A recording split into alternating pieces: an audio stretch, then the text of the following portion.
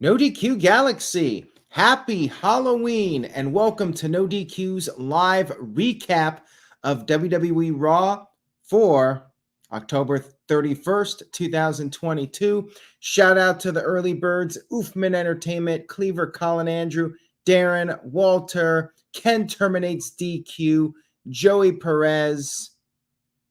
Thank you all so much for tuning in early. CC Drink, Torvik 23. I appreciate it. Now, let's get right into this recap. We kicked off the show with a match. The Raw Women's Champion, Bianca Belair, going up against Nikki Cross. Nikki Cross back to her old persona. Thankfully, no more superhero in training, whatever the hell her name was, Nikki ASH. It is gone. She's back to the old sanity version of Nikki Cross. Bianca had the early advantage. She caught Nikki coming off the top. Bianca hit a fallaway slam, sent Cross to the outside, but then Cross used the ring skirt, one of her trademark moves, vintage Fit Finlay. She targeted the foot of Bianca, but then Bianca regained the upper hand, was selling her leg, and then both women ended up down on the outside of the ring. And that's when we had Damage Control show up. You had Bayley throwing Bianca Belair into the ring post. Nikki Cross was not happy about this. Nikki went after Bayley. She shoved her and then turned her attention to Io Sky and Dakota Kai. Nikki got back in the ring and Bianca took advantage of the situation, hit the KOD, and picked up the 1-2-3 over Nikki. Afterwards, Damage Control continued their attack on Bianca Belair.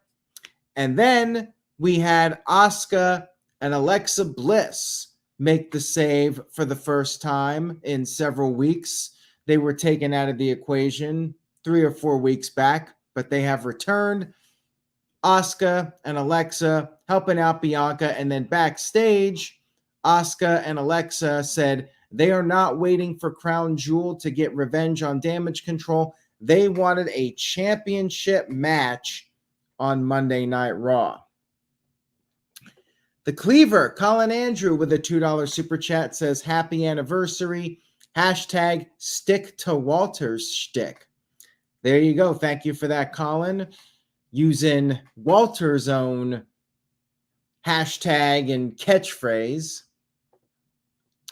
We had what was supposed to be a sit-down interview back and forth between Bobby Lashley and Brock Lesnar, but Brock Lesnar was not there. Bobby Lashley said he exposed Lesnar at the Royal Rumble, exposed him on Raw a few weeks ago. Then all of a sudden, Brock Lesnar's music hit. Brock Lesnar stormed to the ring and he called out Bobby Lashley. Of course, Lashley showed up. Lesnar went right after him. We had the big brawl, another pull-apart brawl, because, when you don't really have good ideas for Brock Lesnar, you can always rely on the pull-apart brawl. Always gets a big crowd pop. It's overdone very much, in my opinion, but hey, crowd always pops for it, so what do I know? You had the referees run down, and you had several of the B team wrestlers out there, not the actual B team, but some of the lower card guys. And I think a few NXT guys were there too. I think Von Wagner was there at ringside. He did a match for main event, I believe. And one thing that they did do a little different from normal is we actually had Triple H show up out there to make this seem like a big deal, that it was so out of control that Triple H needed to come out there and try and cool things down. I did like that. However, the one negative is that he's yelling at them saying, if you guys touch each other, the match is going to be canceled. I'm not a fan of this. I've said this before. Like, if you're the wrestling promoter, why would you cancel your big marquee match? You want people to tune in. Why would you cancel that match? Like, that never made sense to me. The promoter threatening to cancel a match if these two guys touch each other, because you're going to lose money if you cancel the match. And you could say, well, doesn't matter if the match happens or not. Well, then you bury the guys by saying that they're not important enough, they're interchangeable, that if Brock Lesnar's not on the card, then doesn't matter. So I don't get it. I never understood that logic. So what would have made this a better than average pull-apart brawl brought it back down to just another bland pull-apart brawl. Did nothing for me. I'm sure the match will be good. I'll be shocked beyond shocked if Bobby Lashley wins. I think this is Brock Lesnar redeeming himself from his losses to Roman Reigns. Like, I feel almost more confident about Brock Lesnar beating Bobby Lashley than Brock Lesnar or Undertaker beating Brock Lesnar at WrestleMania 34, when we all thought Brock Lesnar had no chance in hell, and he ended up ending the streak. Now, of course, I would say anything can happen, but I would be very, very surprised. And that's a spoiler for my predictions. But yeah, Brock Lesnar will win. We'll talk about it more Tuesday night, 7 p.m. Eastern, the live predictions for Crown Jewel. Stay tuned for that. YouTube.com/Aaron Rift No DQ. Also, we got the greatest wrestling Q&A of all time coming up. Let me do a quick plug for that. Tuesday, November 8th, 7 p.m. Eastern. Myself and good old JM Jeff Meacham. Greatest Q&A of all time coming up. Now, back to Raw. Seth freaking Rollins versus Austin Theory. Rollins has blonde highlights in his hair, and this was an odd match. I mean, it's heel versus heel, but Seth Rollins was pretty much the babyface here. Is this a slow turn for him or an unofficial turn? I don't know, but he acted like the babyface in this match. Crowd was singing his song. Theory got laid out over the barricade. Rollins hit a knee off the announce table, and Theory then turned up the aggression, threw Rollins into the steps. Back in the ring, they traded chops and punches. Rollins hit a couple of suicide dives, hit the Falcon Arrow, but there was a kick out. Rollins also hit a springboard knee and a super kick, but once again, Theory kicked out of that. Theory then got a few near falls on Rollins, hit a standing blockbuster, but then Rollins was able to avoid the A-Town down. Theory tried to finish off Rollins again, was trash talking, went for the pedigree, which is actually Triple H's move, but Seth Rollins does it. And anytime you try the other guy's move, if you're a heel, it usually backfires. And Seth Rollins avoided the pedigree, hit the curb stomp, 1, 2, 3. Still your United States champion, although I'm not even sure if it was a title match, but nonetheless, hell of a match here. I definitely recommend checking it out. My only, I guess, complaint is that Theory loses yet again, and this dude really needs some wins. Like, this was an awesome match, and if he had like some wins prior to this, the loss wouldn't have hurt him too much, but he just desperately needs a win. That's my only negative thought on this match. But it was fantastic, and under most circumstances, it would elevate Theory in WWE because he had a really awesome match.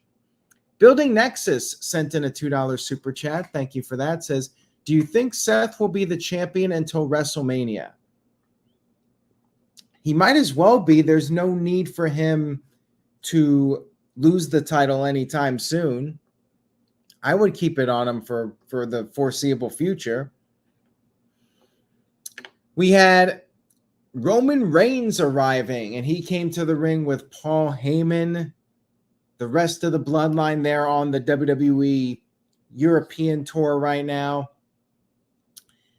And the crowd was chanting Usi. Reigns said that Sammy and Jay are working on making Jay more Usi. And he said for the past 2 years, his opponents have been overhyped. He smashed them every time. He's the greatest of all time. And now he's going against the guy that's had 2 matches. He just can't hype it up. So he passed the mic over to Paul Heyman. And Heyman started talking about how Logan Paul trained with Shawn Michaels, but that's still not going to change things. He will get smashed by Roman Reigns, and said that Reigns cannot tolerate outsiders. And that's when The Miz interrupted. The Miz said he acknowledges Roman Reigns and said that nobody knows Logan Paul better than him. The right hand is real. There are pins in Logan Paul's hands. Miz said they can help each other out. He needs help with his stalker problem, Dexter Loomis, he who should not be named, except I just did. And Roman Reigns responded by, well, knocking out The Miz with a Superman punch. Good segment here. I was fine with this. And then backstage, The Miz had an ice pack, said WWE better not air Johnny Gargano's tell-all interview that's going to expose The Miz and what's going on between Miz and Dexter Loomis. Then Mustafa Ali came into the room, said it's unfortunate that Miz was trying to get their match canceled.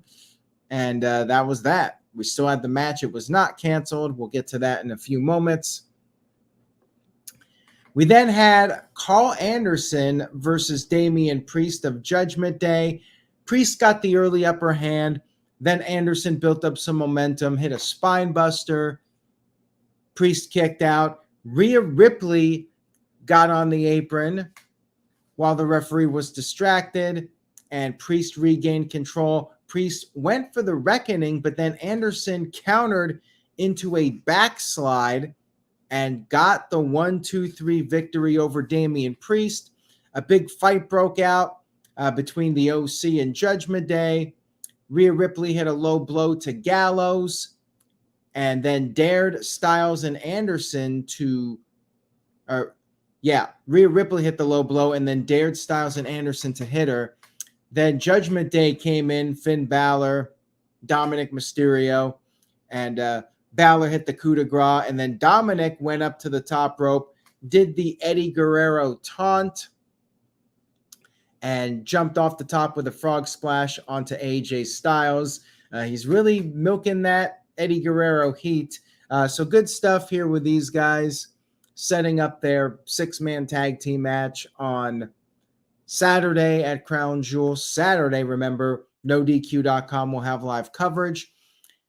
We had a little quick backstage segment with MVP and Omos. MVP said that Braun Strowman will never measure up to Omos. And MVP has a surprise for Braun Strowman this coming Friday on SmackDown.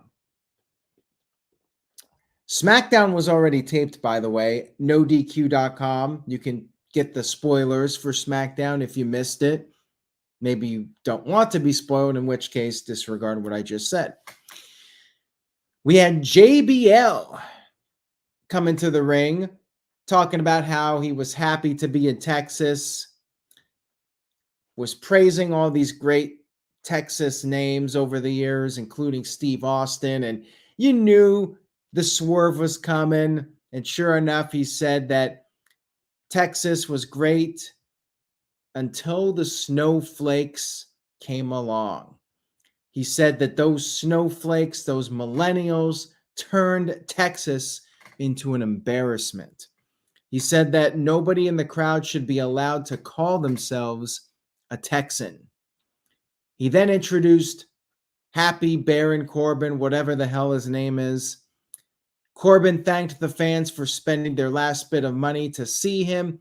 And then he said, the truth is, interrupted by R-Truth, of course. R-Truth appeared as a cowboy, said that he likes JBL and Corbin's Halloween costumes, and, well, R-Truth got beat up by Corbin, got laid out with the End of Days. Whatever. I mean, I'm still not into this JBL Corbin duo whatsoever, but Cleaver, Colin, Andrew loved it. I mean, somebody said it best on Twitter, like JBL is doing Dan Lambert's shtick, although I guess JBL was doing it for years. It's just the play it out, heel promo, ripping into the city, like just not the best heel work in my opinion. Walter Cruz with a $5 super chat says, hello, all hope you are feeling oozy. Say yes to no DQ. Hit like, share, hashtag stick to my shtick. Tune in tomorrow night. And if you're watching this Tuesday, then it will be later in the evening, 7 p.m. Eastern, Tuesday night for Crown Jewel predictions. Thank you for that, Walter. And Caleb Jacobs sent in a $3.37 super chat. Thank you for that, Caleb. Says, Ray is just mad because Eddie is Dominic's pappy. They should totally play up on that. I still think Dominic should go out there and call himself Dominic Guerrero. Says he has no more ties to the Mysterio name. His real dad, as far as he's concerned, is Eddie Guerrero. Come out there as Dominic Guerrero. I think he should do that. Next up, we had a Trick or Street fight, which is an annual match, little no-holds-barred holiday-themed match with Matt Riddle versus Otis. Elias was out there with Riddle, and Riddle was dressed up for Halloween as Ezekiel, Elias's brother, complete with the attire. And Otis and Chad Gable were dressed up as Chippendales. They were dancing to the ring. And this was just total comedy match, as you might expect. Riddle hit the floating bro to the outside onto both guys, but then Otis gained the upper hand for a while. Otis busted out the Caterpillar for the first time in a very long time. Riddle made a comeback, but then Chad Gable got involved, interfered, and because it was a street fight, it was technically legal. Why not just get in the ring for the entire match? Like, that's the thing about these no DQ matches. Like, I always wonder, why does the guy just stand out there when he can interfere for the entire match? But Elias evened the odds. Elias went after Gable, put him through a table on the outside, and then Otis missed the Vader bomb. Elias put a pumpkin over Otis's head, and Riddle hit the RKO and picked up the victory. Fun match, as these usually are. Not my favorite of these types of matches. I feel like there's been more entertaining ones, but this one was fine. It was a perfectly acceptable Trick or Street fight. Then we had WWE investigating the true story of Dexter Loomis and The Miz. This was like 60 minutes. You had Byron Saxton interviewing Johnny Gargano, and this was the moment where Johnny Gargano revealed what's going on. He said that Dexter Loomis has his quirks, but we all do. Dexter was just trying to make a living. Dexter lost his job, fell on hard times, but then The Miz offered him money. And we had these like reenactments with the random actors dressed up as The Miz and Dexter Loomis. And I guess the gist of this was that The Miz was paying Dexter Loomis to stalk him. It was all an act. The Miz wanted attention, wanted people to think he's important, that he's a celebrity, and that he has a stalker. And Gargano brought up how Miz was never going to beat Bobby Lashley in that cage match, and that's why Loomis was there, to give Miz an out. But then The Miz attacked Loomis, and Gargano said that The Miz must have stopped paying Loomis. Segment was entertaining. I mean, I guess this wasn't exactly what I was expecting out of all this. But hey, it's something. They're trying to give Johnny Gargano some layers and add some humor to the show, which I'm all for. But I'm not sure I was like blown away by this. It was mildly amusing, I guess, but I wasn't like rolling on the floor laughing by any stretch of the imagination. I guess I'm mildly curious to see where this goes next. And by the way, I forgot to mention Miz versus Ali. This was before the investigation segment, so keep that in mind. Miz was selling his face from the Superman punch from Roman Reigns, and Ali was making fun of Miz's tiny balls. Miz avoided the 450, and Ali was able to hit this satellite DDT. Miz slipped to the outside. Ali hit a crossbody to the outside, and then Dexter Loomis showed up and grabbed the Miz. Somehow this was not a DQ. I guess the referee did not see it. See Loomis put his hands on the Miz. Security chased Loomis away. And I guess this would explain, at least this whole Johnny Gargano thing would explain why the Miz and Loomis would be doing all these things and Loomis would get away with it, because I guess up until this point they were saying that Loomis is not working for WWE. So at least if the Miz was in cahoots with him or paying him off, then that would explain how Loomis got in the building all these times. I don't know. Whatever. So anyways, Miz got back into the ring, got hit with a super kick and a 450. Why do I feel like Gargano is making something up? Although that would be odd too, like the babyface making things up and not telling the truth. So who knows? But I'm sure we'll have a follow-up to this on next week's show. We then had our main event of the evening, the WWE Women's Tag Team titles up for grabs. Alexa Bliss and Asuka challenging Damage Control. Io Sky and Dakota Kai. You had Alexa showing some early aggression, but then Damage Control got the upper hand. Alexa tagged in, went after Io Sky, and everybody ended up on the outside of the ring. Asuka went for a kick, but missed and hit the ring post, and this was kind of the turning point for a while. Damage Control had the upper hand, but then Alexa Bliss tagged in, hit the code red, but there was a kick out. Asuka came back in, went at it with Io again.